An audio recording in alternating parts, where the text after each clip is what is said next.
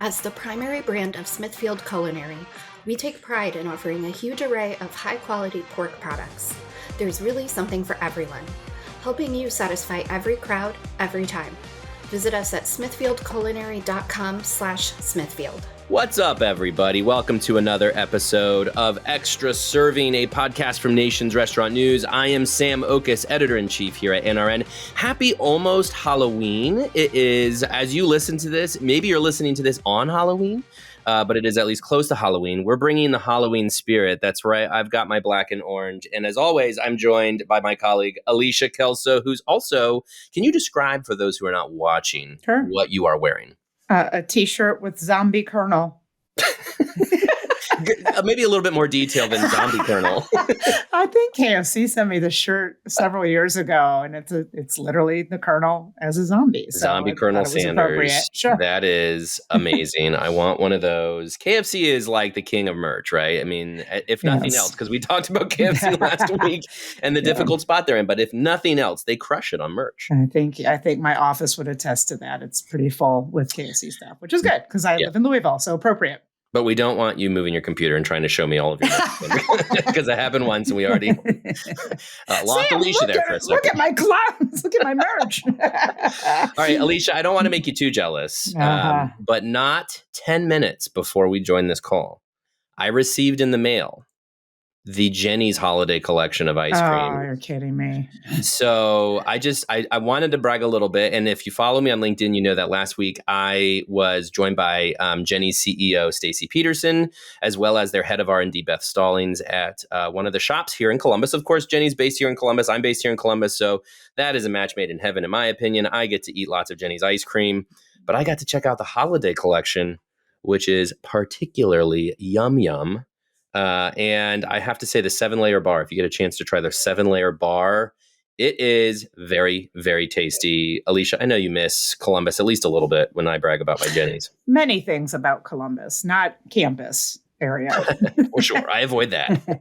But yeah, there is no Jenny's in Louisville. We're more of a Grader's market. We have Comfy Cow. And I do miss Jenny's. It was when I lived there, it was a very frequent spot for me. So by the way, shout out. Store. Shout out also to Graders, because another Ohio institution, we don't discriminate. My family love around. We get to all the ice cream spots. There just happens to be a propensity of great ice cream brands based in the state of Ohio. Ironically, because, is it seasonality. Dairy from farm? I don't know. Right? Fine. Whatever you say, boss. I'll just, corn, agriculture. I don't know. Ice cream, meat, potatoes. Come on. This is the Midwest. Okay. That's a good point, I guess. She's rolling her eyes, listeners. She's rolling her eyes. Alicia, what did you do this week? What have you been up to lately? This week was interesting from a work perspective. We're going to get into that. But I do want to talk real quick. Michigan was playing so terribly last weekend and lost to Illinois for the first time in God knows how long. So I got real mad and I grabbed my kid and I left the house and we went to the new K-Pot. There you go. Which is, it just opened up in Louisville. I know that you have written about it. I know our colleague Leanne has interviewed, executives from K-Pot, and I wanted to go check it out. This place is really cool. Yeah. I didn't know what to do. I think the interesting part about this experience was I was a little too old, Gen X, a little too old to understand what to do. And my son, who's Gen Alpha, was a little too young. So we really relied on our waiter to sort of educate us through the process. And he did great. He was very amenable to that. But it was a really, really cool experience. And, the restaurant, the ambiance, everything about this was really striking to the point where my 10-year-old loved it. And I think that's a win. Totally. The food was really good too. Very experiential. I think we talked on this podcast a couple weeks ago how we took them, almost inadvertently to Melting Pot for lunch. And this is kind of like a modern day Melting Pot where, you got the Korean barbecue flavors. So it's globalized. But that idea of sort of being in control of your meal destiny at the table, I think is, I think it kind of translated here and reminded me of that a little bit. So, very, very cool experience. And again, like I said, he loved it. He wants to go back, and I'm sure we will. And that's good. It's a good case study to have George give his stamp of approval because, of course, I have an 8-year-old daughter. And, when I think about Korean hot pot and barbecue, I don't think she knows any of those words. Right. And so, like, if I say to her, let's go eat out, we're still very much in chicken tender mac and cheese land. So I'm curious because K-Pot, I may have mentioned before, but I could basically walk to K-Pot. The Polaris location here in Columbus is very, very close to my house. And I've been meaning to try it. I haven't gotten out because, of course, again, all of our food decisions so much based around the family. But I'm so interested since George liked it. I do wonder if Mabel would like it as well. Just that adventure of food and flavor that is very popular among younger generations, including Gen Alpha. And it was, because he's kind of like you. He sticks to Lunchables and pesto tortellini. He's very, meticulous about what he eats, very routine. But this whole ambiance, like I mentioned, he tried crawfish for the first time. He loved it. There was a dessert that was like this mango jello kind of thing that he tried. He loved it. There was a coconut little mini cookie. He loved it. So it actually inspired him to try, some of these new things. And, that as a parent, that's a total win. I'm tired of buying Lunchables at the store. Absolutely. I got to tell you, we fed our kids meat and potatoes, literal meat and potatoes the other night. It was steak and mashed potatoes. And both of my older two were like, ew, I don't want to eat this. I'm like, what is wrong with you? First off, you live in the Midwest. Get used to this. This is what we do. But also it was delicious. It was this balsamic steak from Trader Joe's that's so good. And then Katie handmade the mashed potatoes. Really good stuff. But we got to get over that hump of like, I don't like food. I don't want to do food. Yeah. So anyway, okay, Alicia, we're going to get into it now. Now, look, it's in the spirit of Halloween. We've got some real spooky news to get into. And by spooky, I mean terribly depressing. We got a few good news. We got a few bits of good news we'll get into. But first, we must talk about the biggest news of the week. Could prove to be some of the biggest news of the year. An E. coli outbreak linked to the onions served in McDonald's quarter pounders, which at last we heard had sickened roughly 50 and killed one, mostly centered around Colorado and Nebraska, linked to an onion farm in Colorado specifically. This is big for a lot of reasons, but Alicia, just give us the scope of why this is such a big deal. Well, I think whenever there's an outbreak like this, they don't happen often. We've got really tight guidelines in this industry, and thank goodness for that. We have to, of course. I think this is big for several reasons. Anytime there's an outbreak in this industry, I think it doesn't just affect McDonald's. I think it's an industry reputation thing that is, that the industry now has to contend with, and that's a shame. It's Lord knows it's been a challenging year already. And so now as the industry is trying to claw back many of the consumers that have left this year because of pricing, now the industry has to do a job getting those consumers back by convincing them that it's safe to come back. Obviously that will have to, fall more directly on McDonald's. They have done a media tour this week. I will say, they sourced the source of this outbreak really, really quickly. They pulled everything really, really quickly. I think that this is more contained than cases in the past. And when we talk about cases in the past, we're talking about the past 30 years, maybe 40 years, starting with like Chi-Chi's and Jack in the Box. I think Jack in the Box was 2003-ish. Reverse. Chi-Chi's was 2003. Jack in the Box was 1993, actually. Okay, so that's when you think about the cases here, and of course we're doing the research this week. Going back to 1993, there have been smaller outbreaks like Wendy's and little pockets, but some of the bigger ones like Chi-Chi's and Jack in the Box. There was a Taco Bell one, and of course Chipotle, which was 2015 through 2018. This one is more contained more quickly than those. They've ID'd the source, I think, more quickly. And out of an abundance of caution, the supplier, has recalled, and so has US Foods, which obviously is a major distributor. And now we're starting to see other chains, small and big, pull onions from their menu out of an abundance of caution from Illegal Pete's, which has about, I think, 14 units around Colorado, one in Arizona, and then Yum Brands, their KFC and Taco Bell and Pizza Hut brands have pulled onions from a select number of restaurants, and then Burger King pulled onions from 5% of their system.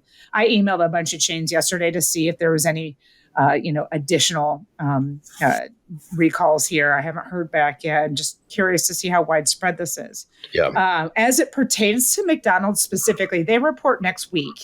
They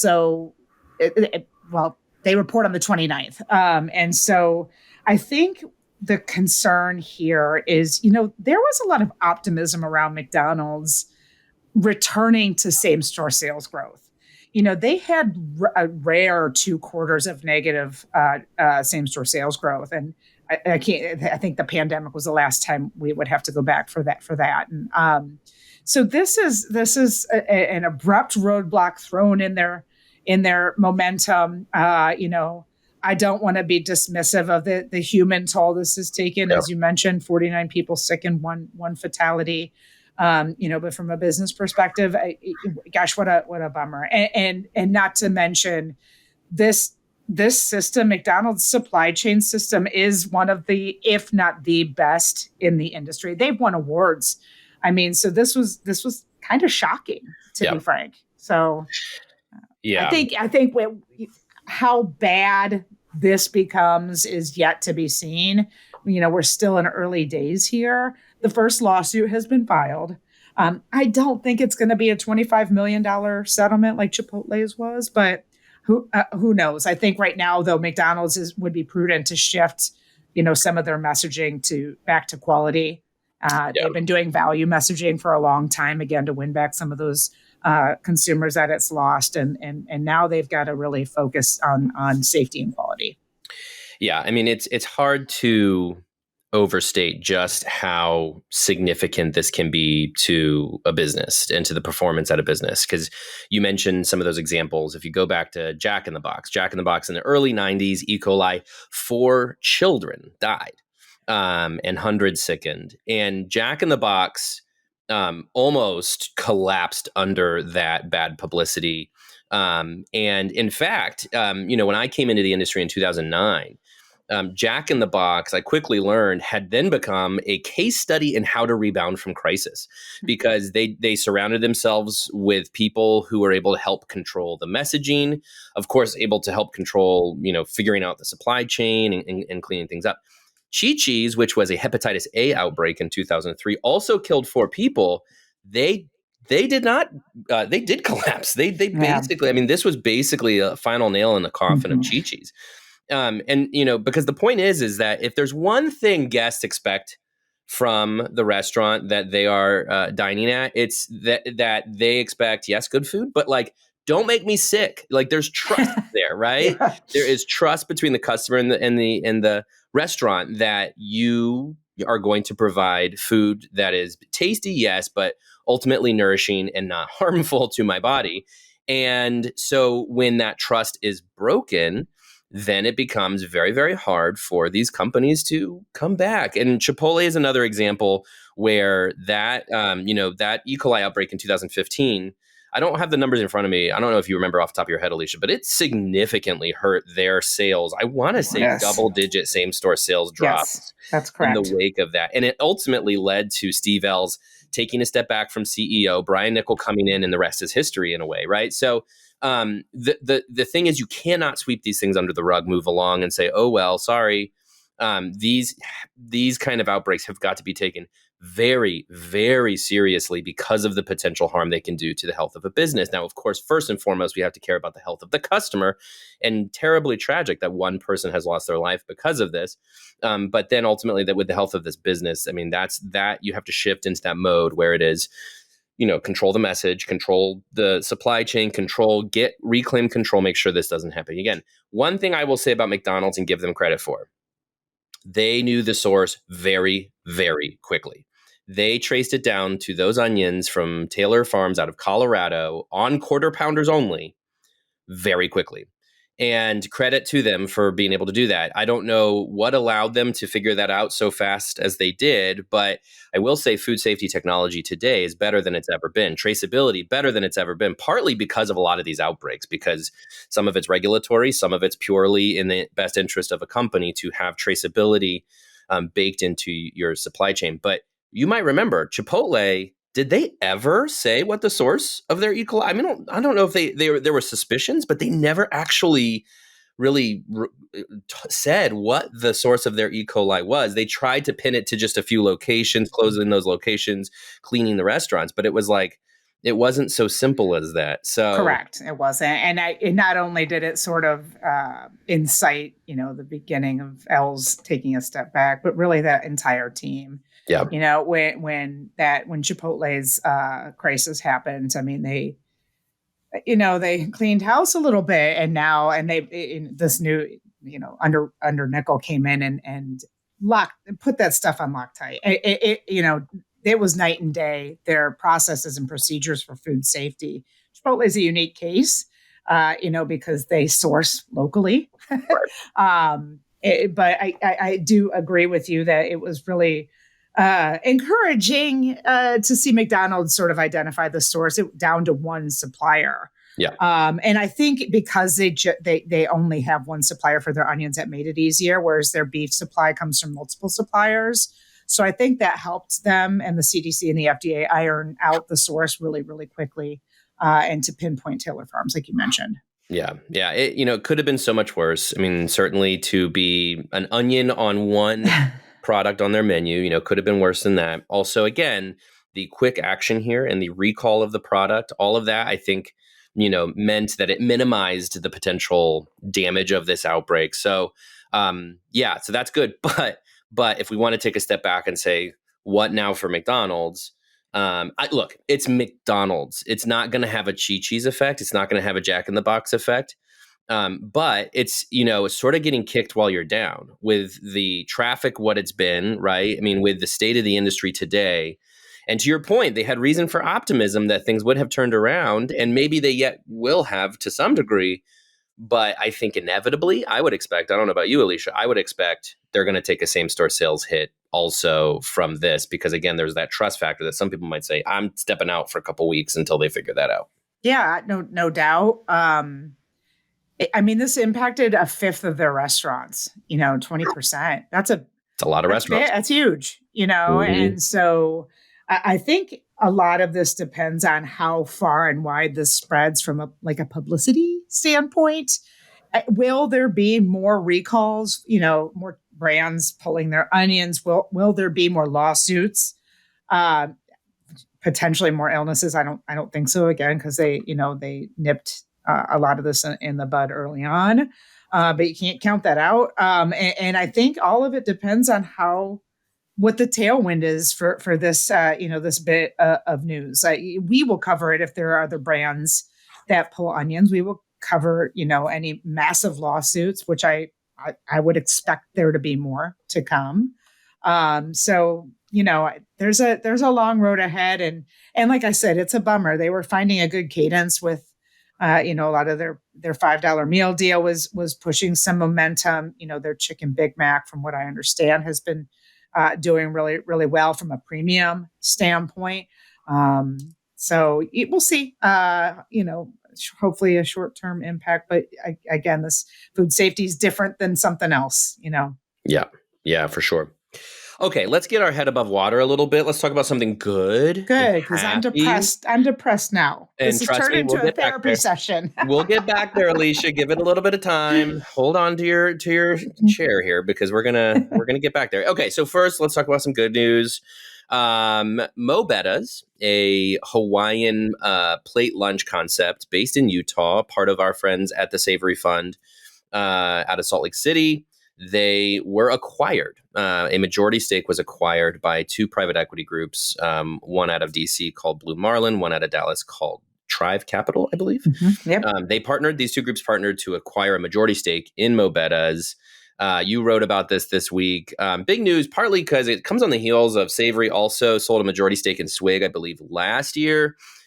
This sort of demonstrates, I think, the power of these private equity groups like a Savory to acquire a small emerging brand, charge it up, get its operations and systems in order, and then sell. That's kind of the model of private equity, we all know, but leaving it better than they found it, I think you could say in this case with Savory. Tell us a little bit about Mo Betta's and why this is such a good deal.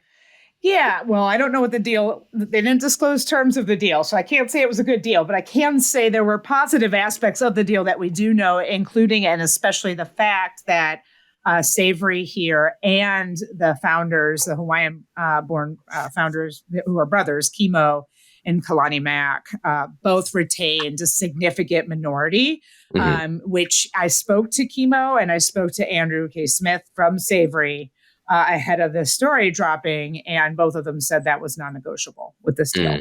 And I think that's really kind of cool. The Mack brothers are sort of moving into this founders role, some creative control and so on and so forth. Whereas, Savory, like you said, they did what they were intending on doing with this brand. Yeah. They're an interesting private equity group that identifies small emerging brands to sort of help them with this, capital infusion to put processes and systems in place.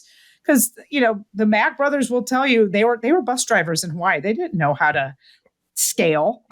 Right. They had this really interesting Hawaiian concept that was emerging. They founded it in 2008, to be clear.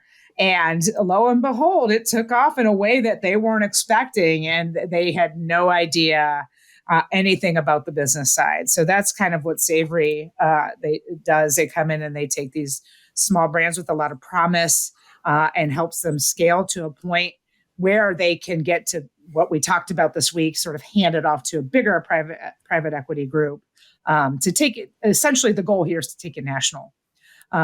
Savory tends to grow brands, I think, from 20 to 50 is what Andrew told me. So I think there's interesting potential here. I think the most important piece of this story from my perspective is that Mo Betta's has really strong unit economics. And it is something that cannot be, overstated, especially in this environment. From what I understand, their margins are mid 20%. Wow. Their AUVs are about 2 million. And the model itself, we don't have a Mo Betta's here in Louisville. Hopefully we will soon, now that this deal has come to fruition. But from what I understand, their operating model is very simple. They likened it to sort of a Chipotle, where you go down the line, pick your stuff out and carry on. And it has worked really well. And those unit economics have inspired and ignited this growth and this interest, from Blue Marlin and Tribe. So that, I think, is the big story here. That, and Andrew, you and I know Andrew, he's so knowledgeable. He's so fun to talk to. He made the point that, he was really excited about this deal because the Mack brothers deserve, it's a dream come true. It's an American dream story. They were bus drivers in Hawaii before they founded it, like I mentioned. And also, we have been mired in a lot of negative news. It has been a really tough year. Yeah. E. coli aside. I mean, I've got a list next to me about, a growing list of bankruptcies, for example. And it's tough. We're trade journalists. We need the industry to do well. So these kinds of stories, I gravitate toward. I'm really excited. Yay! Thanks for making me happy. Oh, just wait for it. But yes, I think that's a good thing to point out too, right? And circling back to Kimo and Kalani as founders, because you and I, yes, cover the major chains, the McDonald's of the world. But a great part of our job that we both really love is being able to focus also on that emerging side of the industry, where you have these great stories of people who have a dream, a passion, they start a business, it's successful, they scale it, and then they get to enjoy the fruits of that labor. A couple points I'll make too. First, that founder-led aspect. I think that's so important. We've talked about it a little bit in the past few weeks, but we've spent a lot of time talking recently about brands like Raising Cane's, Chick-fil-A, Texas Roadhouse, Jersey Mike's. When you think about those four concepts in particular and what makes them stand out, I think it is that they are still either founder-led or founder-inspired, as Texas Roadhouse says, since Kent Taylor passed away. So, when you think about these really successful chains, such those four that I mentioned, it's like they have this kind of North Star. Like the founder is still the beating heart, even if they're not so involved in the operations of the business. They're still very much a presence and keeping things on the straight and narrow. And so I think that's an important aspect to the Mac brothers staying involved with us. Second thing I'll say too is we are, of course, a few weeks removed now from Create in Nashville, where we hosted our investment summit. Savory Fund was a partner of ours in the investment summit. Andrew was there to speak. It was funny because, as you've mentioned in your reporting, Alicia, there is sort of anybody who was private equity and those who are not private equity, there's a little bit of there's a little bit of bad vibes between, maybe a little bit of competition. Some folks even went so far as to call private equity evil from the stage, which thankfully was more funny than not from the stage, and we were able to navigate around. But there is a real perception that private equity is bad and evil. And I will say a personal anecdote. My sister works for a utilities company that shall remain nameless. You can make some assumptions based on where we live. But private equity bought this company, and they are stripping out all these layers of management. They are just cost cutting left and right, and everybody is bailing. I might have mentioned this last week, but the reason I tell this story is because that's an example, I think, of bad private equity, where you have some firms that all they're interested in doing is cutting costs, saving money, and then selling it off for a profit. And that's the evil version of private equity. The good version of private equity is what Savory Fund is doing. And I think there are lots and lots of examples in the restaurant industry, thankfully, of good private equity. And many of them were at the investment summit. We will do this again next year. Remember to save the date, October 15th through 17th. But the point is that, the real role of private equity can be raise money, acquire a majority stake in a company, and then apply an operations group to that company and scale it and look out for its best interests. And yes, later on, sell it for a profit, sure. But ultimately, again, like I said earlier, leaving it better than you found it. I think that can be the role of private equity. I think that's where Savory is a good player here. And there's lots of other examples in this industry of good private equity. Well, and I think that's why it's important to continue reiterating that piece of the reporting that, Savory and the Mac brothers are going to maintain, what the release called a significant minority stake.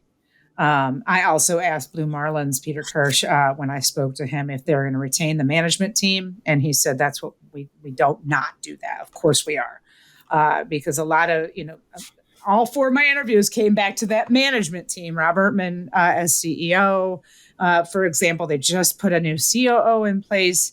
Nobody's touching that here. Yeah. And I think that is a critical piece here. One final point, if I can. Sure. I think if we zoom out on this story a little bit, I think what's really interesting is the whole category of Hawaiian cuisine. Yeah. And, Kimo mentioned it. Why can't we be the next Chipotle or Kava or Panda Express? And, I had the privilege of speaking with, Alicia Flores at Create as part of the CEO panel, who's CEO of L&L Hawaiian Barbecue, and sort of approached the same topic. Hawaiian cuisine is on an absolute tear right now. We wrote about this when we poured through Technomics 2023 data. The category is absolutely on fire, triple-digit growth. A lot of that is driven by, a demographic shift. There are more Hawaiians living on the mainland now than on the islands for the first time ever. Wow. That was according to the 2020 census. So the familiarity is there. There's sort of a built-in audience that's already there. But of course, also the extreme curiosity of globalized, cuisine is growing. As we talked about with our K-pop conversation, I've got a 10-year-old who's really interested in Korean barbecue now. I'm sure if Mo Bettis came to Louisville, he'd be just as interested. So I think that is where this sort of is a serendipitous point in terms of timing. Totally. You're getting this fuel here to grow faster, further from a bigger private equity firm at a time when the iron is hot. So Yeah. I'm really excited to follow this along. Yeah, no doubt what drove some interest in that brand, plus the unit economics, I'm sure, was the rising interest in Hawaiian cuisine. And the final point I'll make to that too, I mean, Alicia Flores and I spoke also at RLC last year, and she made the point, because I've not had the pleasure of eating at L&L or Mobetta's. Hawaiian cuisine, not necessarily, don't really have that here in Columbus yet. It's coming, I'm sure.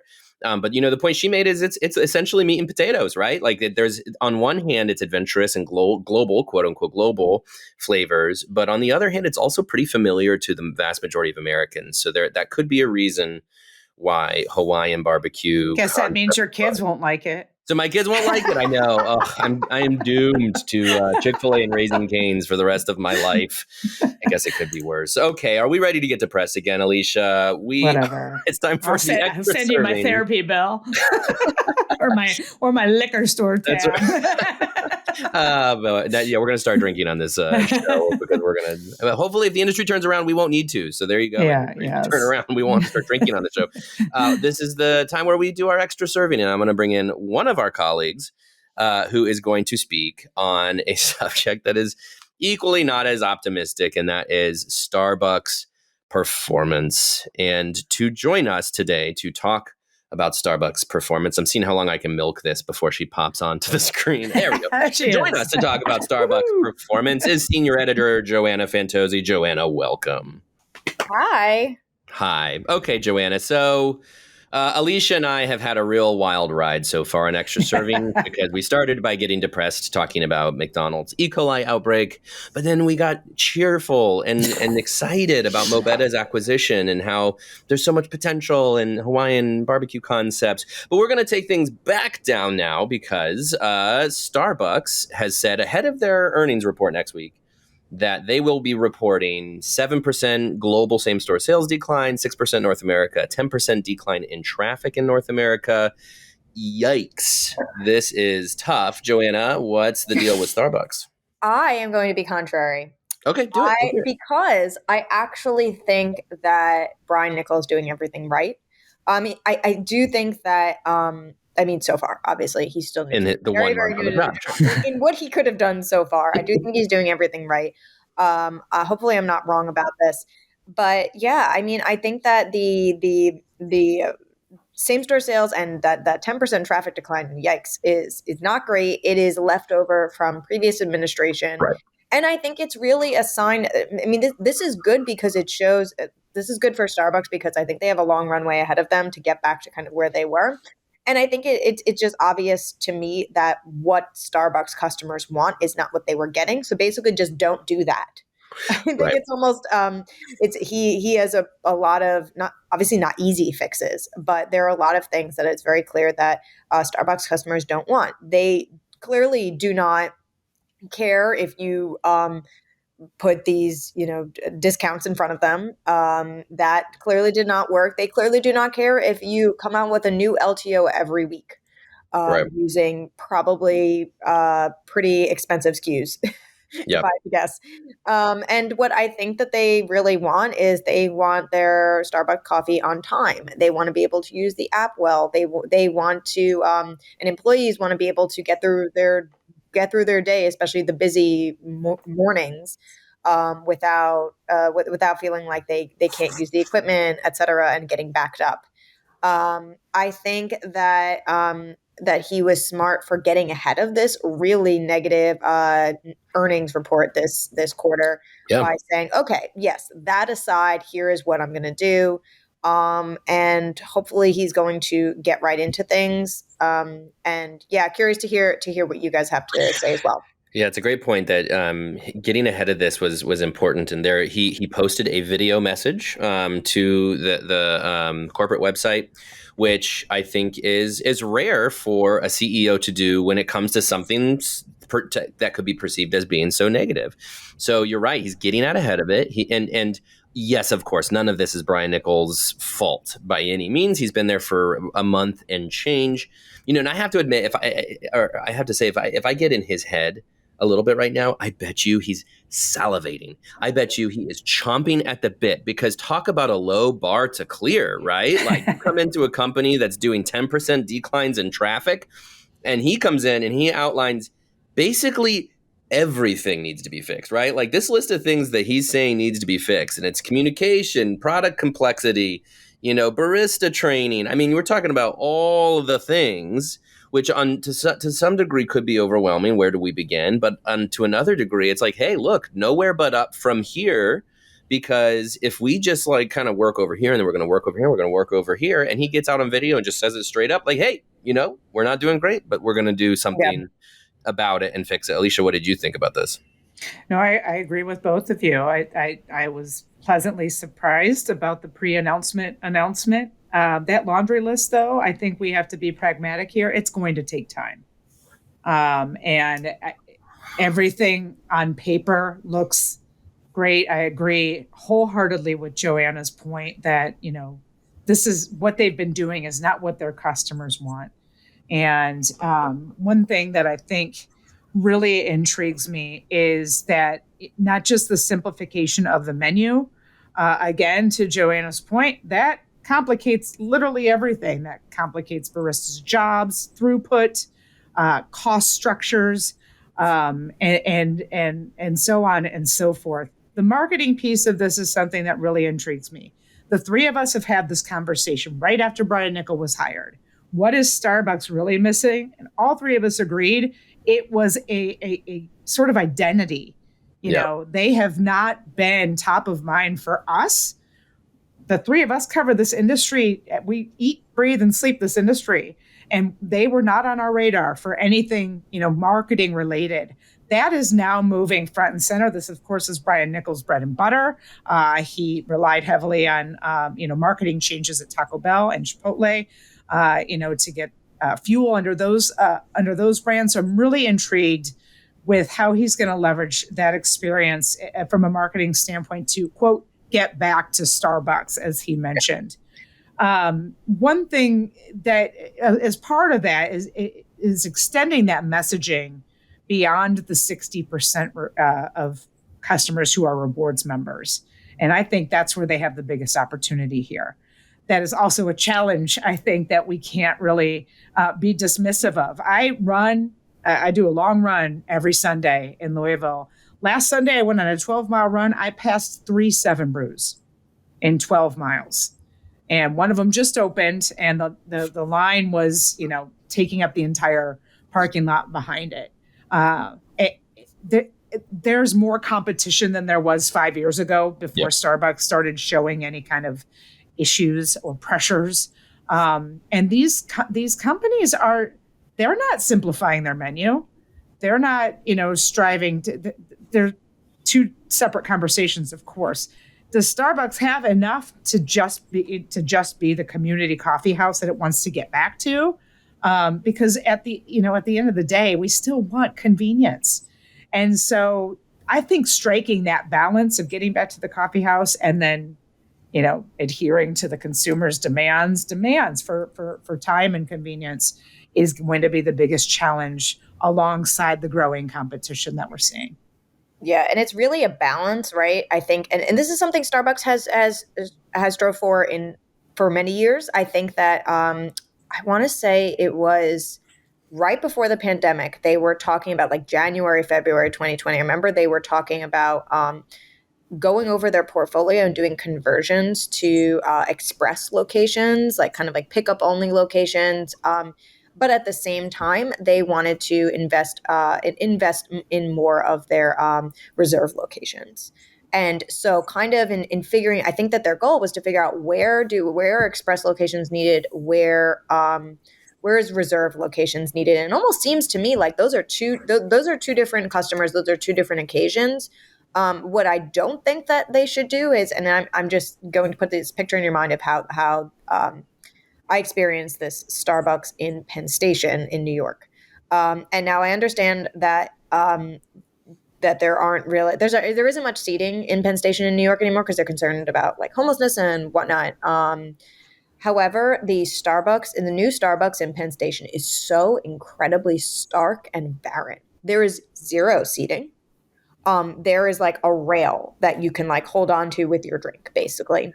And it is barren of any decor, any warmth, at all. And it is just like, oh, I don't want to go in there. Like, and it just seems so incredibly devoid of personality. And I think that you can have that convenience factor and perfect that convenience factor, which I don't think Starbucks has done quite yet. But at the same time, kind of welcome people to hang out if they so choose. Yeah, that makes sense. I mean, look, if I added one more thing to this conversation too, I would say inflation is still just weighing heavy on this industry, right? I mean, all other things aside, food safety, borne, illness, whatever, inflation is still real. And when I think about coffee, I totally agree, Alicia, about the aspect of competition and how that's probably eating into Starbucks share. But when you think about what they're also competing with, projecting a little bit here, but coffee at home, because and Katie and I are strong, make a whole pot of coffee every morning, ready at 5 a.m. Kind of people, and then Starbucks is the treat. But even when it comes to something like an afternoon treat, we started to get the is it Stoke? I think it's called the cold brew coffee in a bottle that Ryan Reynolds invested in. Anyway, not important. Point is like, they made a cappuccino flavor and we got that. And that's my afternoon pick me up because, pour, it is cheaper than me going into the Starbucks drive-through like I might once have. So I guess the point is to say, as we've seen from the data, that food away from home has, it rose more in price as compared to food in the home. The fact is that prices being what they are, I bet you a lot of customers are just saying, I'm going to do this at home. And coffee is like the easiest one to do at home, to brew a pot of coffee or to get that pre-made, right? So I guess my point is not to let Starbucks off the hook. I think they have a lot to do. But again, with that sort of low bar that Brian Niccol's facing, I think if inflation starts to come down, perhaps as the consumers feel a little bit more okay about getting out and spending money outside the house, I think Starbucks is going to be a big benefactor there. One of the things that he said he was going to do in addition to marketing and simplification was to, quote, fix the pricing structure.